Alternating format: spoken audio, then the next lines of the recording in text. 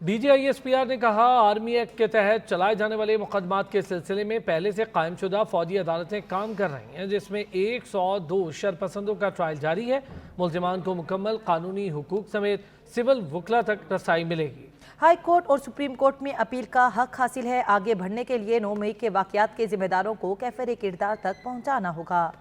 اب تک army act کے تحت چلائے جانے والے مقدمات کے سلسلے میں پہلے سے قائم شدہ سٹینڈنگ فوجی عدالتیں کام کر رہی ہیں، جس میں اب تک 102 شرپسندوں کا ٹرائل کیا جا رہا ہے۔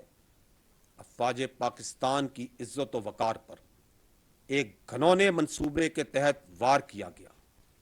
اس کے باوجود سیکیورٹی فورسز نے دہشت گردوں اور ان کے سہولت کاروں کے خلاف رواں سال کے دوران 13,619 چھوٹے بڑے انٹیلیجنس بیسڈ آپریشنز کیے کہ ملٹری لیڈرشپ اور افواج پاکستان 9 مئی کے واقعات سے جڑے ہوئے پس پردہ عناصر، ان کے سہولت کاروں اور ایجنڈے سے بخوبی